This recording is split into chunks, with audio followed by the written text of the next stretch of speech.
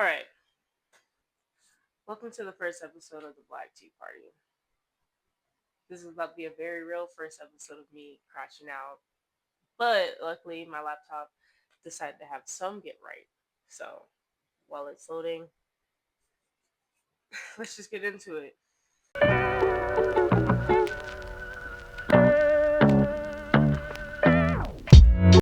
As you can see, I'm somewhere a little different today. That may change, it may not. We'll see how I feel about this video.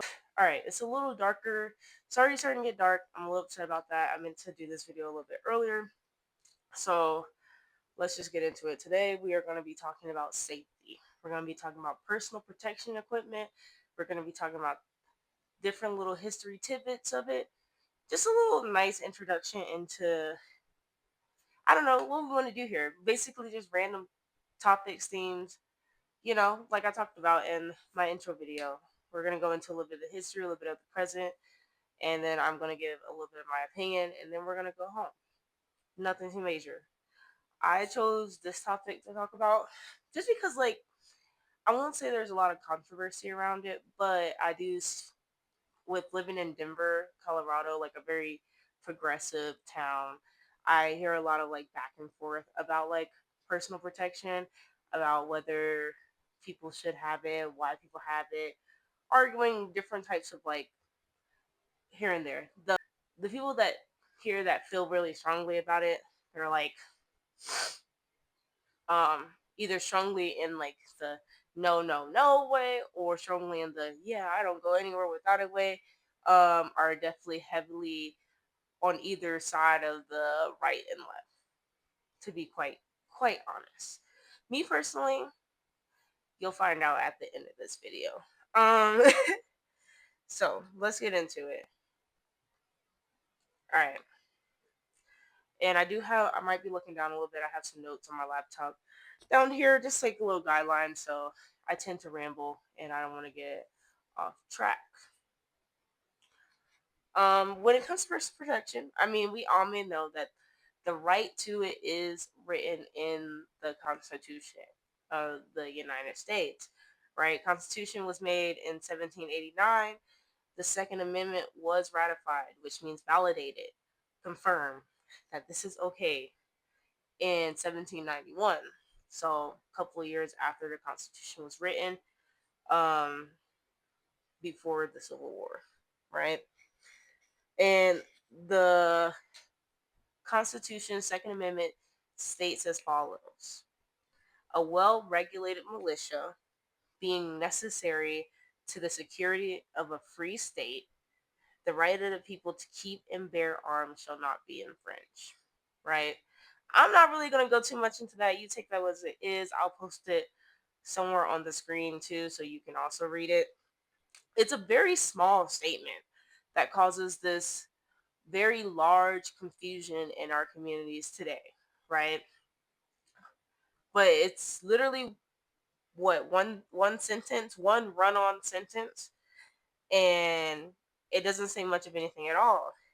But it does originally just state that the reason we have to bear arms is to defend our country. Like in case of invasion from somewhere else, we're able to defend ourselves individually.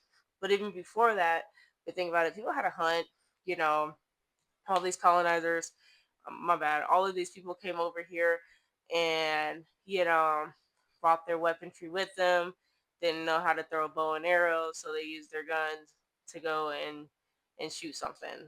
And I mean, I guess in the right of humanity, everyone had to eat. Okay.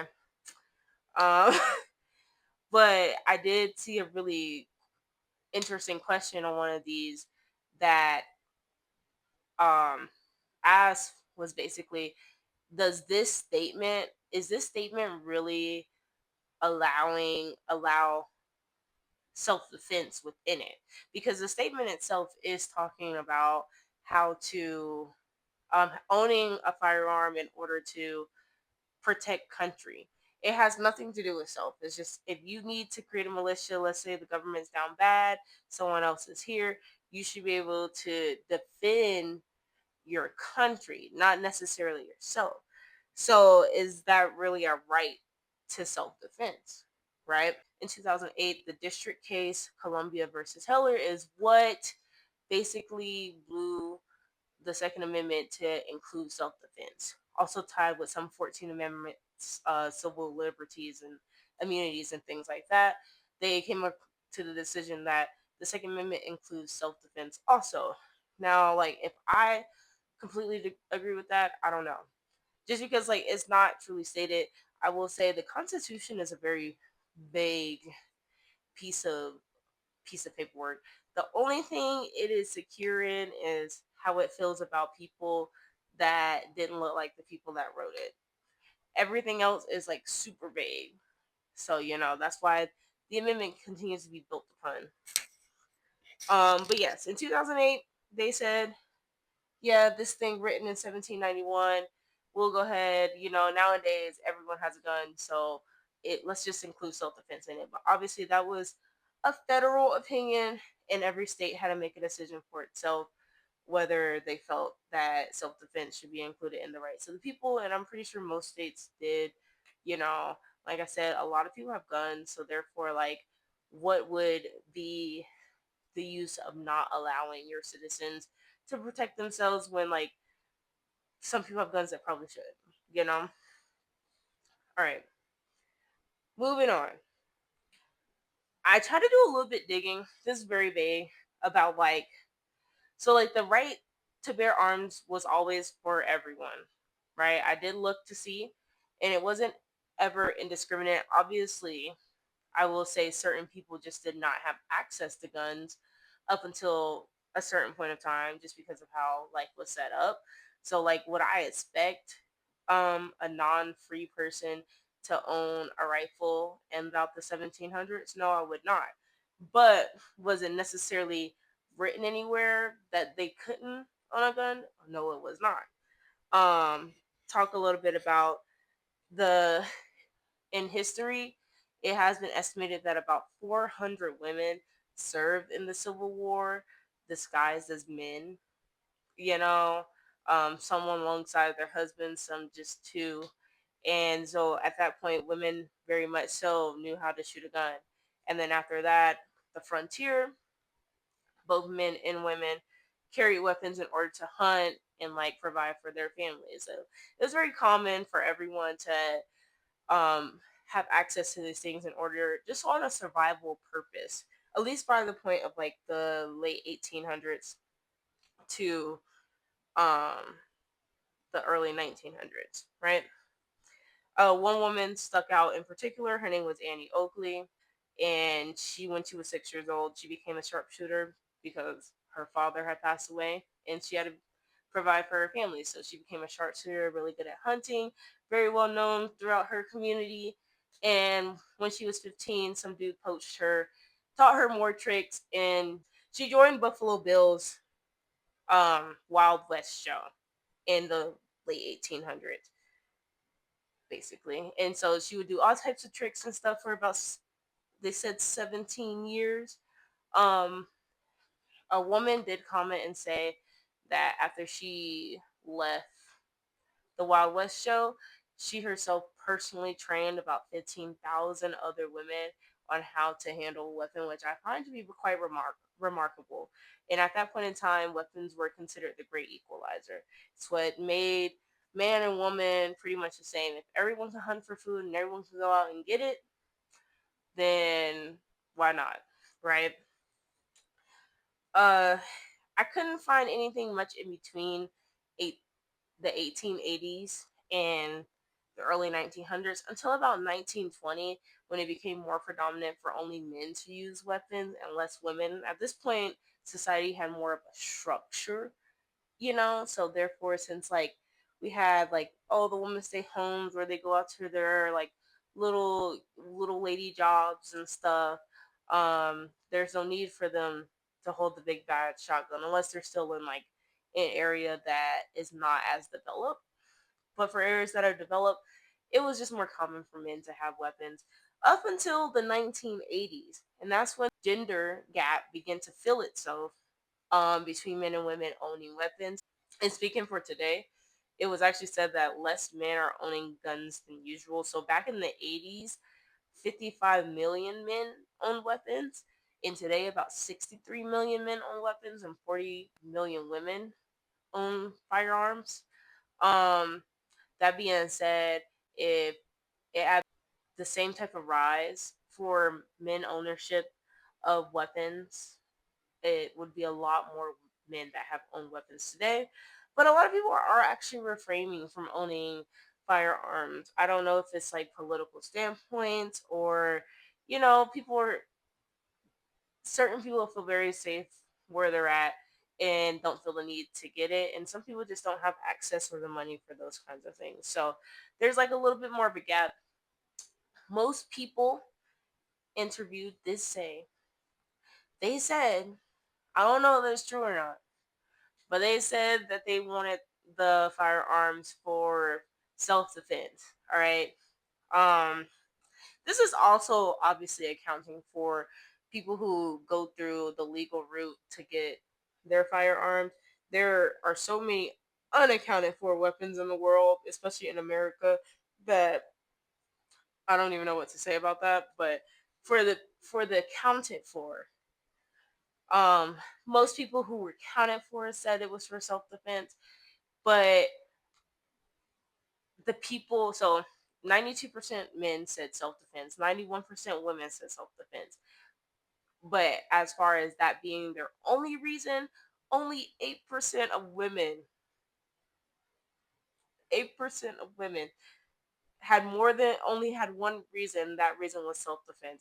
I don't know what the ladies are getting into because the men, 27% of men, their only reason was self defense. 27% out of 92.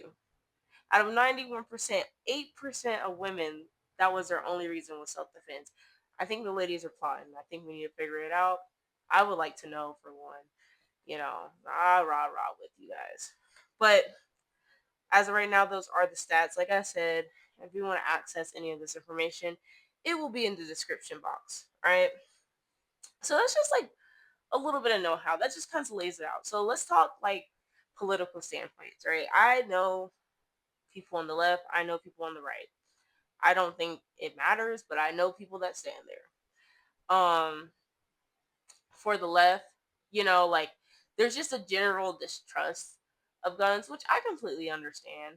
Like, why would why would you trust this thing?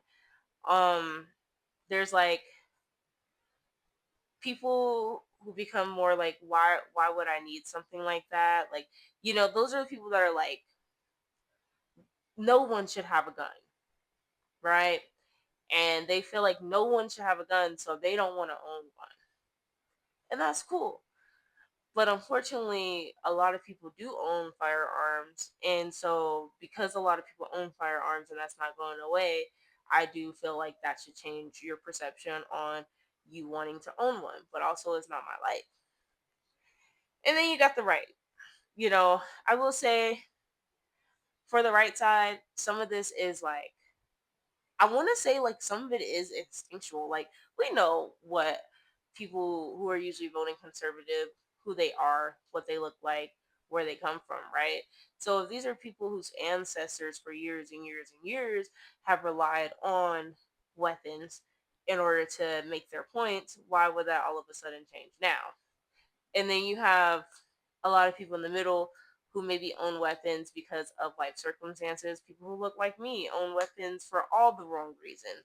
And I won't even say own them because they did not get them in the correct ways. But also people who don't look like me didn't get them in the correct ways. So I don't know. The middle is the epidemic, right? And the middle is also where some people own weapons just because they understand the reality of like other people have these, and on the odd chance that I do need to be able to defend myself, I will.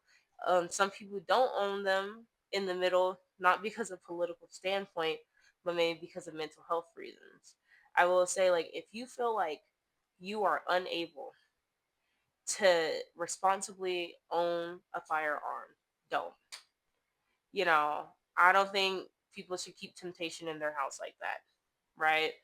I don't, I wouldn't want to like advise someone, like, I'm not here to push you owning a firearm, right? I do believe everyone should feel safe and feel protected when they go out and about. I also know it's not a reality that we can always go outside and have like a buddy, which is like the safe option that a lot of people are relying on is like, I have a buddy. So me and my buddy, we go out. But like, let's say you don't have a buddy. So I do have a couple options, and at the end of this video, I am going to list specifically for Colorado because that is where I live. Some places that if you want to go and have a couple self defense classes or obtain any of these um, alternative self defense items, I make a little list and I'll put it at the back of this video. So therefore, like you can go and research those options for yourself. But starting off strong, you have pepper spray. All right. I do hear pepper spray. It has a very weird shelf life. So the other option would be bear spray or OC spray. That's like the cop stuff that they use. It comes orange and it's like a gel. Like it's very, very, very strong. Okay. You have tasers, stun guns. A little clicky. Well, the stun gun is the one where you gotta get up on people, and the taser is like a long range thing. In Colorado, it is legal to carry both of those things. No background check. I will say, if you try to rob someone with one of these items, you will go to prison. I'm just saying, even though it's not lethal, you will still get in a lot of trouble if you try to commit a crime with any of these items, right? But tasers, stun guns, always a good options. I did hear about a program in Colorado that if you use your taser on someone that's like trying to get you, obviously, not like do not commit a crime. Do not commit a crime. All right. But if you use your taser on someone, you can drop the taser and run away. And after you call the authorities, they will actually replace your taser for you. I heard that. I don't know how true it is, but I did hear that that is what they do. Because it is meant for you to like drop and run. It's not meant for you to be like, oh no, I can't leave behind. No, drop it, run away, and Colorado's got your back. All right. Also, keys. Every lady knows about the keys trick. Tell a friend to tell a friend to tell a friend. I don't know how well that works. Some of my keys look very dull. But like you can always use your keys. Small pocket knife. All right. I will say a knife under 3 inches is probably your best bet. Most state regulations have Boy Scout regulations, and I used to be in the Scouts, and like knives were that were 3 to 4 inches were acceptable. Nothing else. So I'm pretty sure, and also non-serrated. So like you can't have like a serrated pocket knife. You need to just have like a regular straight edge pocket knife, 3 to 4 inches or less. That is legal to carry. I'm pretty sure. But also please check with your local, like please check in your local area and your local law to see like what's acceptable for you. And then last but not least, self-defense classes, which like I said, I'll put a little list at the end of this video. Self-defense classes, you can't go wrong. Just learning how. Okay, so this is post editing CJ. My mic completely died towards the end of that. I'm still going to post a list of self-defense classes at the end. I basically talk about my personal preference would be to have a um a firearm. I know that's not for everyone. I still lean towards the middle, but I just think when it comes to me and mine's personal protection is the best way to go so you don't get caught off guard. I hope I never get in a situation where I have to use something like that, but that's more where I would lean. All right. So I'm sure I had a lot more yapping that I did towards the end of this, but I'm going to let it be. You have a good night. See you next time.